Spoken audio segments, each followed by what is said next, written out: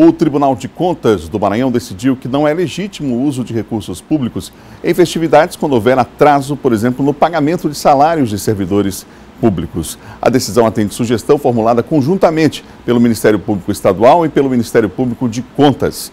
Sobre o assunto, eu converso agora com a Procuradora de Contas, Flávia Gonzalez Leite, ela que está aqui no nosso estúdio para falar conosco sobre isso, ela que está como Procuradora-Geral do Ministério Público de Contas em exercício. Bom dia. Bom dia, Adalberto. Bom dia a todos. Em que se baseou esse pedido, essa representação conjunta junto ao Tribunal? Se baseou numa necessidade tanto do Ministério Público Estadual quanto do Ministério Público de Contas de que fosse regulamentado no âmbito do Estado do Maranhão as despesas, os gastos com festividades, diante de um cenário que nós vemos no Brasil inteiro, inclusive no nosso estado, de crise orçamentária em diversos municípios, o cenário de dificuldades financeiras.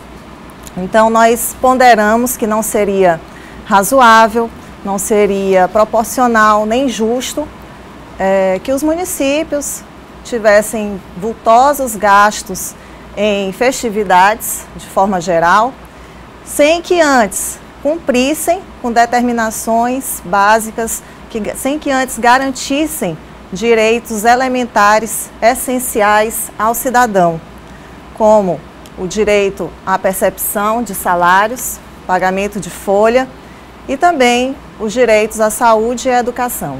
Essa medida, quer dizer, os reflexos dessa medida, alguns prefeitos até se manifestaram publicamente falando em interferência do tribunal na autonomia dos municípios. Ela acontece de fato? Não, absolutamente. Não existe uma interferência porque o Tribunal de Contas, ele tem o poder garantido constitucionalmente de realizar o controle externo, de realizar a fiscalização dos gastos públicos, tanto sob a ótica da legalidade, não só sobre essa ótica, mas também sobre a ótica da legitimidade, da economicidade e da efetividade dos gastos e principalmente da moralidade dos gastos públicos.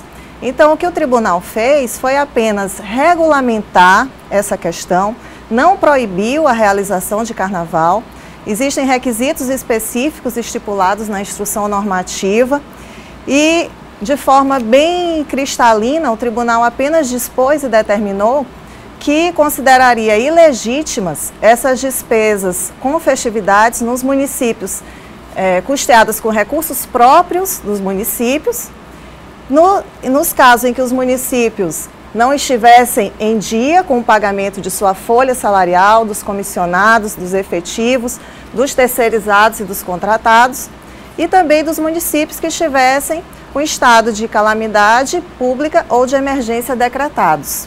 Isso num primeiro momento. Num segundo momento, a partir do ano de 2019, o tribunal também vai controlar e aferir a regularidade desses gastos com festividades a partir do cumprimento do índice de efetividade da gestão municipal na saúde e na educação. Então há esse outro aspecto também interessante, que o município também precisa cumprir na saúde e educação, áreas básicas, fundamentais no estado como o nosso, a necessidade que o município apresente provas, inclusive, relacionadas a esse tipo de repasse ou investimento nessa área, não é?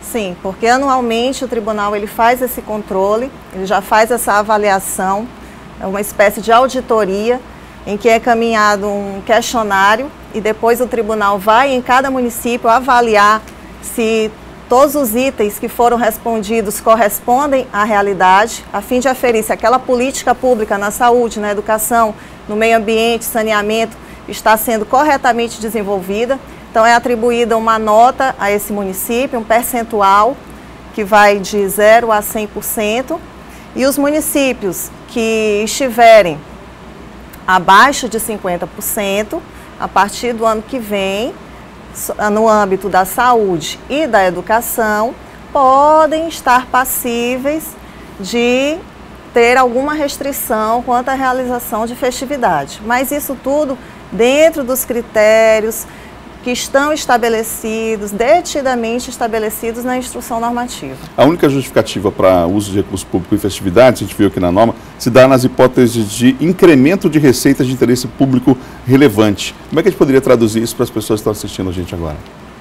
Bom, se o município consegue ter a sua saúde fiscal, está em dia com a sua saúde fiscal, está bem financeiramente, não estiver devendo pagamento de folha, né? Então a gente sabe que ele está em condições de prover aqueles gastos com festividades. Só que se for o contrário, isso não vai poder acontecer. Isso passa, por exemplo, a possibilidade de parcerias com empresas que possam bancar, por exemplo, essas festas, claro, enfim, é mas que os recursos públicos sejam reservados para aquilo que a Constituição, inclusive, determina. Né? Sim. É importante dizer que o que se combate aqui é apenas o gasto com recursos próprios, dinheiro do município, porque não seria razoável imaginar que o município esteja gastando 300 mil, 500 mil, às vezes até R$1 milhão Perfeito. Com festas, enquanto a gente vê que parcela da população, os servidores, está ali maltratada, sem condições, sem receber dignamente o seu salário. Então a gente vê que é tão combatida a política do pão e do circo. Nesse caso, muitos municípios querem garantir apenas o circo, não estão garantindo nem o pão de muitos cidadãos. Então é isso que a gente está combatendo. Mas é importante esclarecer, utilização apenas de recursos próprios, nada impede que esses carnavais, essas festas sejam custeadas com recursos de convênios, com recursos próprios da iniciativa privada, que também se beneficia muito dessas festividades, a gente sabe disso. Então, são esses os esclarecimentos.